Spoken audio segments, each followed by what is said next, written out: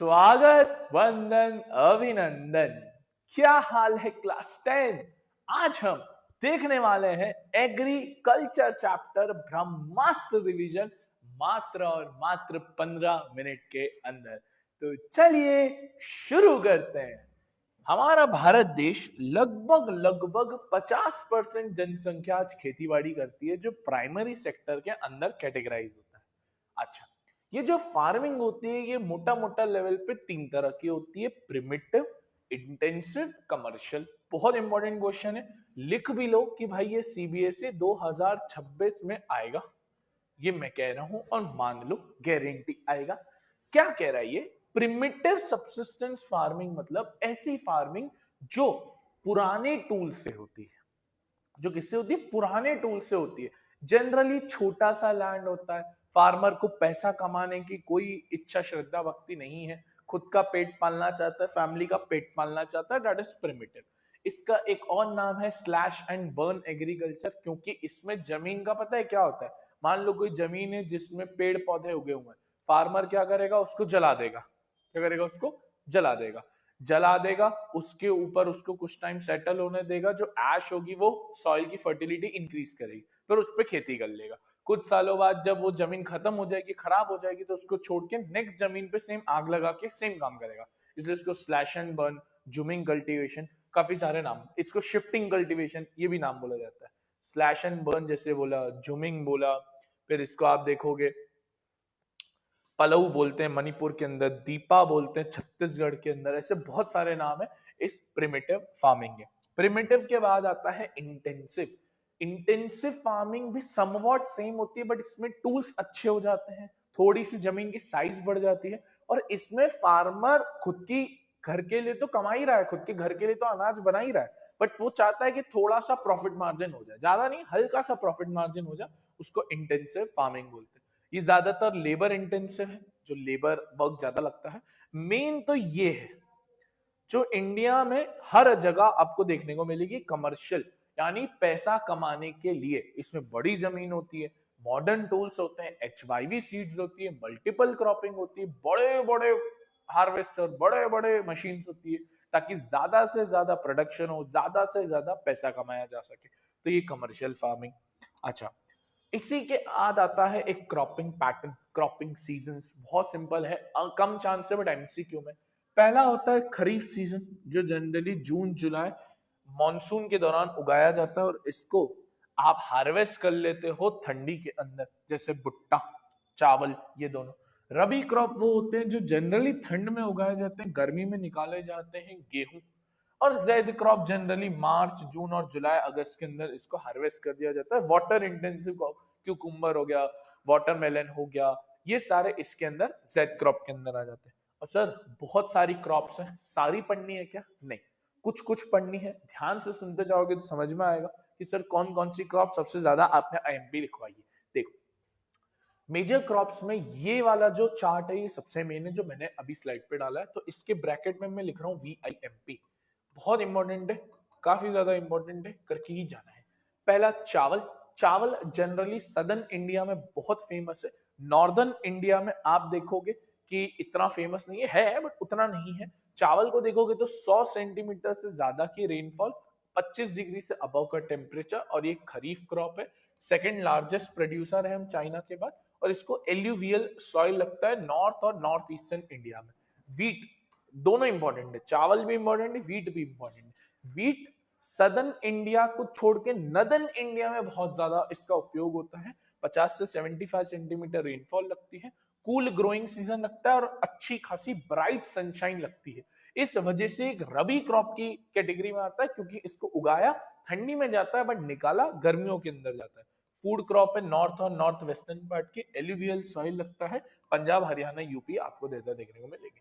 Millets आजकल बहुत आ रहे हैं। मिलेट्स में तीन आते हैं: ज्वार, बाजरा, रागी। न्यूट्रिशनल वैल्यू के लिए मेन अकाउंट होता है, बस आगे इसमें और नहीं बताने से, बस ये बताने से ज्वार, बाजरा, रागी होते हैं। मेज यानी मक्का। मेज बेसिकली आपका भुट्टा, सॉरी, मेज एक फूड भी है, एक फूडर भी है, मत भूलना, बहुत इंपॉर्टेंट। फूड भी है, फूडर भी है, खाते भी हैं, खिलाते भी हैं। तो क्रॉप देखो यहाँ लिखा भी है, फूड एंड फूडर, ध्यान रखना। फिर इसके बाद आती है दालें। इंडिया दालों का सबसे बड़ा प्रोड्यूसर भी है, सबसे बड़ा कंज्यूमर भी है। मत भूलना, ये एमसीक्यू का क्वेश्चन आया हुआ है बोर्ड्स में कि इंडिया कौन सी क्रॉप का सबसे बड़ा कंज्यूमर भी है, सबसे बड़ा प्रोड्यूसर भी है। अड़द की दाल हो गई, मूंग दाल हो गई, चने की दाल हो गई, वगैरह वगैरह। आगे बढ़ो, फिर आ रहा है एक और चार्ट, इसमें मैं बता रहा हूँ कौन कौन सी इंपोर्टेंट है। उसमें चावल और गेहूं और मिलेट्स तीनों मेन है। इसके अंदर आओ, शुगर केन, गन्ना, ये छोड़ दो, रेनफॉल इतनी पता नहीं चाहिए, खरीफ क्रॉप है ये बताना चाहिए। ब्राजील के बाद हम सेकंड लार्जेस्ट प्रोड्यूसर है, ये पता होना चाहिए। फिर अब आओगे इसके अंदर ऑयल, नॉट वेरी इंपॉर्टेंट, छोड़ दो, बस पता होना चाहिए हम चाइना के बाद ग्राउंडनट के सबसे सेकंड लार्जेस्ट प्रोड्यूसर है। चाय कॉफी दोनों बिवरेज क्रॉप से, पीने वाली क्रॉप से, पियो पियो। टी यानी असम के अंदर मेनली उगती है, कॉफी कर्नाटका के अंदर उगती है। दोनों अरोमा के लिए जाई जाती है, अरोमा मतलब उनकी स्मेल के लिए, उनकी फ्रेग्रेंस के लिए। प्लांटेशन क्रॉप है, दोनों का प्लांटेशन किया जाता है, लेबर इंटेंसिव है। और हाँ, असम मैंने बोला, और ये कर्नाटका, कर्नाटका में कॉफी कौन लेके आया था आपको बताना चाहिए, यमन, यमन है ना, ये भी एमसीक्यू में अगर कभी आ गया तो। Horticulture, horticulture fruits, flowers, vegetables, इनका मेन खेती को हम हॉर्टिकल्चर बोलते हैं। सेकंड लार्जेस्ट प्रोड्यूसर है इंडिया। बस इससे ज्यादा हॉर्टिकल्चर में आपको जानने की जरूरत नहीं है। फिर आता है नॉन फूड क्रॉप्स, जो खाई नहीं जाती बट दूसरे कामों में यूज होती है, चाहे वो रबड़ हो। रबड़ के बारे में एक फैक्ट ध्यान रखना, इक्विटोरियल क्रॉप है। कौन सी क्रॉप है? इक्विटोरियल, इक्वेटर के ज्यादा आसपास उगते हुए दिखेगी। Fibre crop, cotton, black soil पता है, महाराष्ट्र सौराष्ट्र सेम है। जूट, जूट के लिए आपको पता होना चाहिए हुगली रिवर, कहा? हुगली, वेस्ट बंगाल, बहुत इंपॉर्टेंट है। We are the second largest after Bangladesh, after Bangladesh, मत भूलना जूट के बारे में। गोल्डन फाइबर बोलते हैं जूट को। फिर इसके बाद आता है सबसे मेन टॉपिक पूरे चैप्टर का, लास्ट ईयर क्वेश्चन आया 5 नंबर का इसमें से, लास्ट ईयर 5 नंबर का क्वेश्चन, इस साल भी आने के पूरे चांसेस है कि क्या भारत की गवर्नमेंट ने ऐसे कौन कौन से टेक्नोलॉजिकल रिफॉर्म, ऐसे कौन कौन से इंस्टीट्यूशनल रिफॉर्म गवर्नमेंट ने फार्मर्स के लिए किए हैं। चाहे वो किसान क्रेडिट कार्ड हो, 5 ईयर प्लान हो, ग्रीन रिवॉल्यूशन हो, व्हाइट रिवॉल्यूशन हो, एमएसपी हो, ऐसे तमाम चीजें गवर्नमेंट ऑफ इंडिया ने एस्टेब्लिश किए हैं फॉर फार्मर्स सपोर्ट। तो देखोगे आप, कलेक्टिवाइजेशन किया है, जमींदारी को अबॉलिश किया है, फर्स्ट 5 ईयर प्लान्स लाए गए थे। फिर आप देखोगे इस तरफ क्रॉप इंश्योरेंस, ग्रामीण बैंक, किसान credit card, minimum support price, green revolution, white revolution, काफी सारी चीजें करेगी। अब अगर इसको फ्लो चार्ट में देखेंगे कि सर क्या क्या फ्लो चार्ट है, तो हमारी ये बुक है ब्रह्मास्त्र, जिस ब्रह्मास्त्र के अंदर मैथ्स, साइंस और सोशल तीनों के 120 पेज के अंदर सारे चैप्टर्स कवर करके दिए हैं, जिसमें क्वेश्चंस के साथ पीवाई के उसके साथ रिवाइज हो जाएगा। देखो कितना प्यारा सा पूरा फ्लो चार्ट है। अगर हम ध्यान से देखेंगे इस फ्लो चार्ट के अंदर, तो सबसे पहले types of farming, primitive, intensive, commercial, cropping season, kharif, rabi, zaid, technological reforms बताएं। फिर टाइप्स ऑफ क्रॉप, ये देखो sugar cane, tea, coffee, horticulture, rubber, jute, और जो मैंने आपको बताई चावल, गेहूं, वो इस पेज पे लिखी हुई है, यहाँ नहीं लाया क्योंकि ऑलरेडी उसका फ्लो चार्ट बॉक्स मैंने दे दिया था। और ये कुछ क्वेश्चंस जो पिछले साल आए, जो मैं अभी आपको कह रहा था।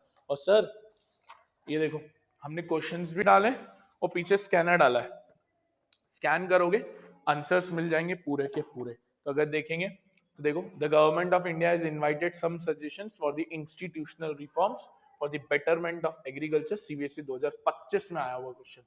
Suppose you are a farmer, geographical condition for rice cultivation. फिर ये आप पढ़ोगे तो आपको पता चलेगा, ये उसके ऊपर है, प्रिमिटिव सबसिस्टेंस फार्मिंग के ऊपर है। Plantation, 3 features of millet, primitive intensive का डिफरेंस, खूब सारे क्वेश्चंस एग्रीकल्चर में कॉमन लेवल पे आए हुए हैं। एग्रीकल्चर बहुत इंपॉर्टेंट चैप्टर है in terms of question asking. I hope आपको ये लेक्चर पसंद आया होगा। मिलते हैं नेक्स्ट चैप्टर के अंदर। राधे राधे।